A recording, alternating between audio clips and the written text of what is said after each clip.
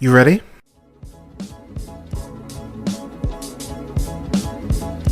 You're listening to the Real Pineapple Podcast Network.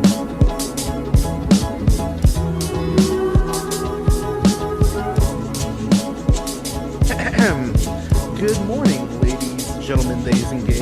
This is the Real Pineapple. This is your humble host, Hunter, here. Hope you're having a great night, day, weekend, whenever you're checking this out. I am so excited to have my guest on today, actress, model, author, director, who you know from several projects, including Baywatch, Starsky and Hutch, and the Nanny Diaries. I've got director of the new film Wineville here today, Brande Roueker. Brande, how you doing today? I'm doing wonderful today. Thank Doing great. you. Thank you again so much for making the time. So, to jump into the interview here proper, I'm going to read you verbatim the note I took last night while I was watching Wineville, because I think this note kind of puts everything into perspective. Oh my God, redacted, because I don't want to spoil too much. Cut off that cut off that person's redacted and fed it to him. Oh my God, I'm too high for this. This movie is insane. That's a note I took around the I took that note Good. around the 45-minute mark. So yeah, I just Yeah. want to jump into this. Where was your where's the inspiration for this movie? And when did you decide, like how early on in the process did you decide that you needed to be the one to direct this? Well, it really started out with, well, I wanted to make a horror film. I knew that I wanted to be in it, and I knew that I wanted my son to play my son, my real son in real life. So I knew it had to be a story about a female character that would do anything to protect her son. And how it all started was we had the location first. My friend is the owner of the Galliano Winery, which is the oldest winery in Southern California. And it is on Wineville Road in the town that used to be called Wineville, where the chicken coop murders happened in real life. So we went to this location. Although it is a beautiful winery, was built in the early 1900s, so it really lends itself to being really creepy, with all Yeah. the old barns and all the old farm equipment and the big shears hanging all over the barn. So it had just these amazing, locations that where we could shoot. So Richard, the script writer, and I would go there and just try to, we kind of started the story just from seeing the location and having the two start of the characters. And I knew I wanted to do a film that was very shocking and daring and not for the faint of heart, and just do things that people haven't done yet. Which you kind of just mentioned a little bit in your intro about the Yeah. film, 45 minutes into it. So that was kind of that's how it all started. And then Richard and I just went back and forth with all of our story ideas. And I came up with all this crazy shit. And he's like, really? Are you sure? And I'm like, yeah. And then he came up with this crazy shit. I'm like, really? Are you sure? He's like, yeah. So we just kind of collaborated and came up with this really messed up story. I almost said the effed up, but really effed up I story. mean, yeah, you can cuss. Okay. Like so that was the thing that I found so fascinating is that and I want to get back to this, but Yeah. I think what I love about the story in particular is that as I kept watching it, there kept being these layers that would stack on top of it that I really wasn't expecting. Um, the way that you played Tess in particular, you feel such sympathy for her later on in the film as you learn more about her, and I think you do an incredible job of resonating that and getting that across. Um, Without spoiling. Can you talk to me about kind of her origins and the reasons you decided to go that direction? Because her origins, again, not spoiling, there's some dark shit in her background that I really was like taken back by, like in a good way, because I was impressed that you were willing to go there. But yeah, can you kind of talk to me about drafting that aspect of her? Well, she came from this horribly disgusting, abusive situation growing up as a young child. which started, back in the day. Her father, was abused, and her aunt was abused, and there's all this abuse within this Lot family that happened on this winery. And she was so severely abused that she had to run away at a young age, at 15 years old. Ran away to Las Vegas. And at that point, she really had to do anything and everything to survive. If you can imagine the types of things a 15-year-old young girl would have to do in Las Vegas to survive. Yeah. She had to do all of that. But then this one blessing happened, and she had this son.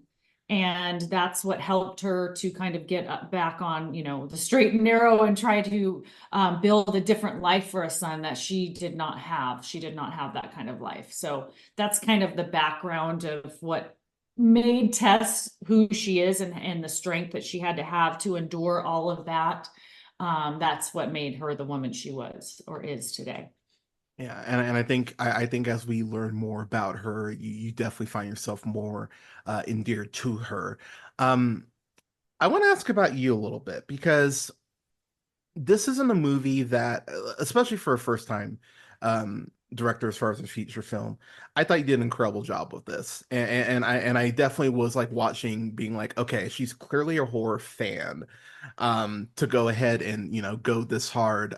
There's a kill early on, like kind of the first one, that I actually was like it caught me so off guard in terms of like the actual content and how you filmed it. I thought you did a great job with that. What is your relationship with horror? Like, have you always been a horror fan? Is it something you kind of got into later on, or? It really started for me. My first memory is my first horror film, being 6 years old, watching The Exorcist with my mother. Oh shit, And okay. my family is like really kind of sick in the head. They do crazy things. So watch The Exorcist. Then we would watch, I remember watching Rabid with my mom and dad, and I got up. We had this long, dark hallway to go to the bathroom. When I came back, I was walking, and my dad actually was laying on the ground, grabs my leg, has foam coming out of his mouth. He put toothpaste in his mouth and was foaming at the mouth, grabs my leg. I mean, I was probably 10. Oh Um, my God. and then every year I had my birthday party, we would watch a horror movie. Like, for example, we watched Sleepaway Camp, and then my dad would set Nice. up a tent outside in the backyard, and we would all go to sleep outside after we'd been out there almost asleep for a half hour. My dad would come out with the flashlight, banging and shaking the tent and all this crazy stuff. There was another time Oh my where my God. sister and I were in the house, and we just watched a scary movie, and my dad wasn't there. He comes around the back. All of a sudden, this guy comes in with a pantyhose on his head with a knife, banging at the door, coming inside. I mean, just shit like that. This is my upbringing, okay? So you Wow. can imagine why my film is so sick and twisted, because Ma I really have. Makes a lot of sense now. Yes, but I mean, but it was such a fun, crazy childhood. We just loved horror. Our favorite holiday was Halloween. It still is. We always, all of us, even my parents, still get dressed up to this day. We love it. It's in my blood. Now, do you go all out for Halloween? Like, are you going full decorations and like dressing up and all I that, do. or? Yep, I do decorations. And up until last year, every year with my kids, we always did a theme, and we always dressed up together, like Stranger Things and Night of the Living Dead. Like, we've always come up with, we always did group things. But last year they're like, Mom, we're done. You have to do your own now. We're just dressing up in our football uniforms. So I was like, what? So I had a good running for about 12, 13 years of, us always doing a theme dress up. But I've always dressed up for Halloween. My parents, my mom, she always dressed me up in the coolest outfits that she made, which was awesome. Oh yeah. Okay, so to piggyback off that, what's a horror film that you would recommend to someone that's a little maybe off the beaten path? Like, I'd recommend something like I'd probably go like Black Phone, or like Tucker and Dale versus Evil. Like, what's a horror movie you throw out to someone that um Yeah. Well, I love Black Phone. And if we're talking about new movies, yes, 100% Black Phone. Oh my gosh, I love Black Phone. Another one that I love from that say similar era is Barbarian. That is Okay. so good. I loved Barbarian. That is one that I really liked. I thought that was a good new movie. I somewhat enjoyed X because I love that 70s feel, right, that it gives you. Yeah. Um, but if we're gonna go a little old school, not Texas Chainsaw old school, but one movie that really got me when I was 14 years old, I was watching it with my girlfriend, and I had to spend the night in my parents' room on the floor for 2 nights, and I Oh was shit. 14. That's how scary it was. But for me, it was Nightmare on Elm Street. That just Fair. really got me because you didn't want to fall asleep. If you fall asleep, you're gonna freaking die. So, Yeah. when you're watching slasher movies, Friday the 13th, Halloween, whatever, you can escape, you can fight back, you can physically try to save yourself. But if you're falling asleep and you're in a dream, you can't protect yourself. So Yeah. that shit is scary. That's why I can't watch any of those. Like I just yeah, I like So rough. I'm slowly getting into horror. I'm actually gonna be watching it's weird. I've seen Ash vs. Evil Dead, but I've never seen Evil Dead or Army of Darkness yet, and I'm like, I need to knock those off the list. So I'm gonna Yeah. watch.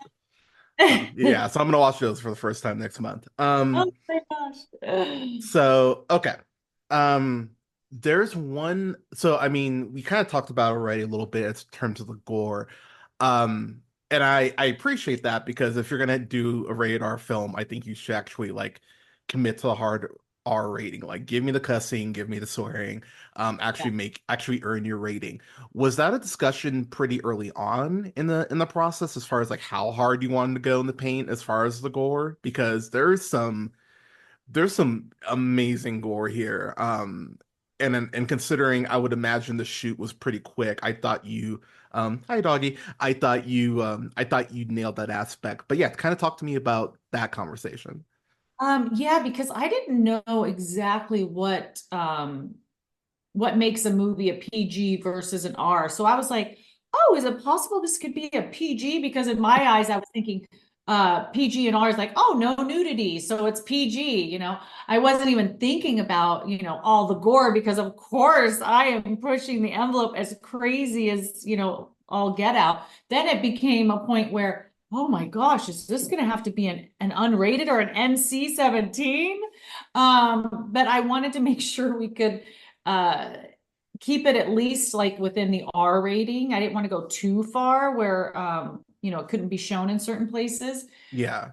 I mean, as you know, we go so far and show things. Yeah, quite a bit. So for me, I wanted to make sure that everyone could see it, but I also wanted to push the envelope as far as I could. I wanted to have that shock value there.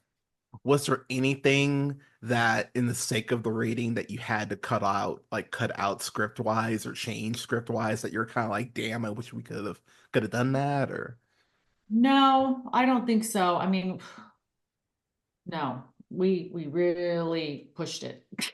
We okay. definitely pushed as far as we wanted to, for sure. Yeah, we definitely did. I want to talk about since you brought up that your son plays one of your sons plays your son in this movie. Um, I want to give him all the credit in the world because it's always one of those things where like kid actors, I feel like they're either like you're like, oh wow, they did a really great job, or you're like, oh, they're a kid, they're still figuring it out.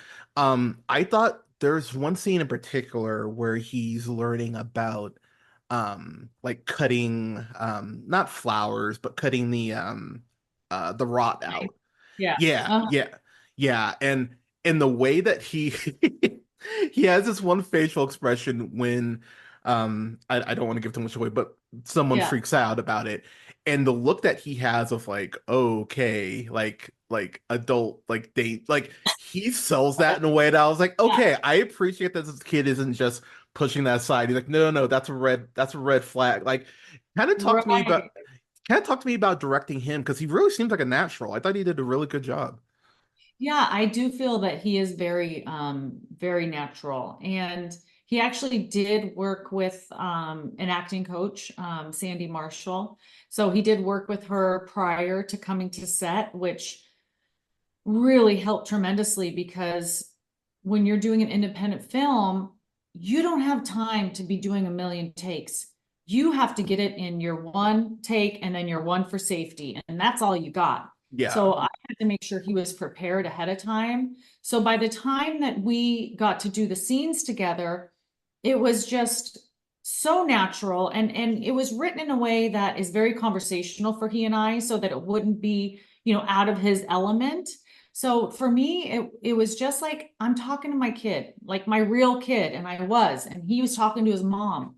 So I feel that it was like really natural for him, um, to do the scenes. And then with the scenes with other people, he was just prepared ahead of time.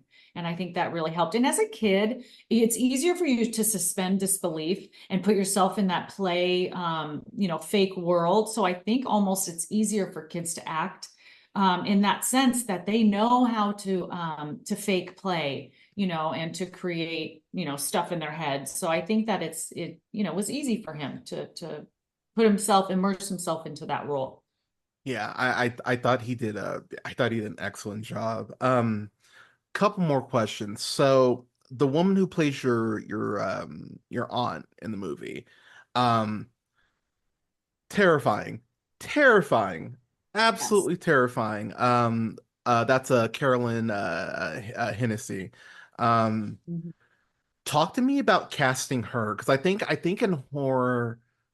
I think horror is very unique in the way that, especially if you're doing something like this, that if you miscast a role, everything kind of just folds within itself. And I think you nailed the casting for everyone. I want to get to other people too. Talk to me about casting her and like what her audition was like and your chemistry of her, because, um, because there's this point early on where she called you like a harlot, I believe. And I just Uh-huh. laugh because A, it's such an old school term, but B, like she's being such a bitch to you. And and I found myself just off that wanting Tess to be okay. So kind of talk to me about her because I just love her character. Um, it's so funny because during the casting process, it was tough when you start watching all the auditions coming in because honestly, everyone was good. Like Mhm. everyone, all the auditions were really good. But when Carolyn's audition came in, it was like, holy shit, that's Yeah. freaking Margaret, right? But the problem was, she's in real life, she's young and beautiful.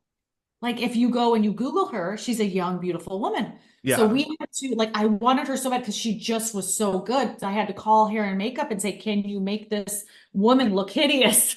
Can you make her look, 70 plus years old? Like that was, the goal. And they said, yeah, yeah, we can pull it off. So I was like, yes. So we called and gave her the role because she really, as you just saw, she is Aunt Margaret. She was so perfect for it. Yeah, she absolutely nails that role. Being a first-time director, I'm always curious on this juxtaposition of that conversation that you have to have internally and then externally with your crew as far as, hey, this is a script, trust the script, it's here for a reason, versus giving your actors and actresses like room to play and kind of improv. Where do you kind of draw that line and how does that kind of vary between scenes for you?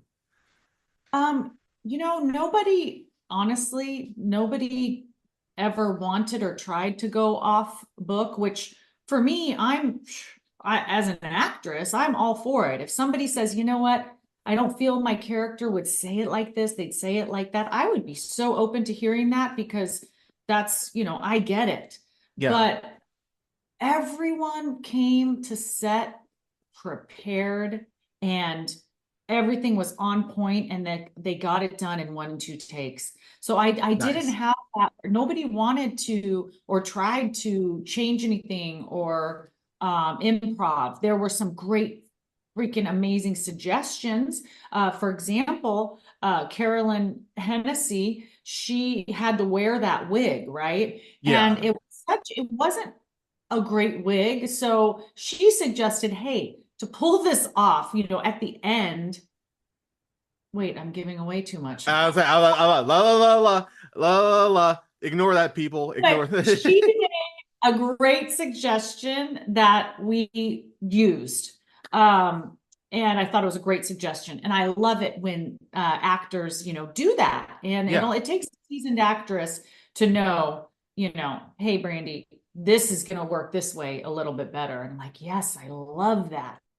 So I was totally open to suggestions. And that was one in particular that everyone will find out when they watch it. There you go. I do have to ask just because I've seen him in a couple things and I was like, oh wow, he's in this. Um, you have the town sheriff in here, Mhm. who's played by Texas Bat, which is like the coolest name in the Yeah, world too. I know. But you two have really great chemistry, and there's one scene in particular where you two get to talk.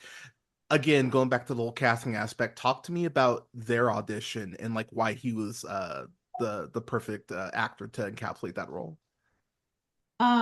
Well, with Texas, as you can see, just from his role, he's so genuine, right? And Yeah. so sweet and so real. And he's like that in real life. So we needed that character to really be that one comforting thing that Tess has and that one good memory she has from her childhood and that he's coming back into her life. So he really just embodied that sweetness that I really wanted the sheriff to have. Um, in terms of that, again, not giving too much away, but I thought it was a very interesting choice, and I wanted to get your thoughts on this. Was there ever a conversation of telling the story? I don't know how I want to phrase this, kind of more straightforward because I thought the use of flashbacks was really well done, and just the way that you kind of like not even tease it, but Tess clearly has PTSD and she sees these certain things that like trigger it. I really like the way you did that. It felt very much like a shock to the system, to your senses each time that you kind of referenced it until you reveal everything. Was that a conscious choice that you decided pretty early on, as opposed to telling it more traditionally, or um, yeah, how did that kind of come about? Well, in the story, in the script, Richard came up with wanting to do flashbacks to tell the story, which I fell in love with. But for me, I said, well, if we're going to do that, we have to make it look like it's on an old projector camera because I had just seen, oh gosh, now I'm blanking on the name. Is it Sidious or Oh, in Insidious? the one with Ethan Hawke? Oh crap. Uh, it's so good. And they had the projector and A Sinister, right? Sinister. I think that you're Yeah, right. yeah. Yeah. So I had just seen them like I love the projector. Every time I hear a projector, it's creepy. It got me. So it was for me, it was really important to show the flashbacks as if it was a projector because obviously the flashbacks were in the 50s. So really wanted that kind of projector feel um to be able to flash and tell the story and really jar you with what's going on. Yeah, I thought that aspect, not to give this away, but there's a singing of a Bible verse kind of mixed in with that projector aspect that really creeped me out that I thought you nailed. So like great job on all that front. Last question I have for you. Being a first time director, like I said, I thought you did an incredible job with this. I've already done my review. Mhm. I'm which I'll definitely share with you. But is there a message, like, is there something that you want your audience to take away from watching this film once the credits roll? Is there one specific thing you want your audience to take away? I want them to be completely and utterly surprised. Because when I watch a movie, I'm always trying to figure it out, right? You go through, oh, who's the killer? Oh, he did this, and in my film, I just want to make sure people are shocked and surprised throughout the entire thing. So they leave the theater saying, holy crap, I did not expect that. That's what I want people to take away. Because for me, that is what is exciting about a film is when I can be surprised and shocked and I didn't get to figure it out. So I want people to like be shocked at the end. As someone who watched it last night and then actually went back and rewatched most of it again this morning, I will tell you that audiences will be shocked in the Good. best way watching this. Yeah. Brandy, thank you so much for taking the time to talk with me today. This is the start of my day, and this is a great start to my day. Oh, So thank you for that. thank you, Um, Joshua. I really appreciate you, and I hope you have a fantastic rest of your day. I appreciate it. Before I let you go, can you please tell people where they can watch the film and then where they can find you on socials, please? Yeah, if you go to winevillemovie.com, it has a page that takes you where you can watch it. But, Apple TV, Amazon, Google Play, iTunes, any of your cable networks, if you have DirecTV, Spectrum, Cox, whatever, you can, wherever you rent or purchase a movie, you can watch it. It's everywhere. So, Perfect. YouTube. Perfect. And then where can they find you on socials? My name, Brande Roueker, and then also Wineville Movie. Follow Wineville Movie as well, please. So. Done and done. Again, Brandy, thank you so much for the time. I hope this does well. I can't wait to see what else you direct moving forward. But again, thank you for making the time. This was an absolute joy. Thank you.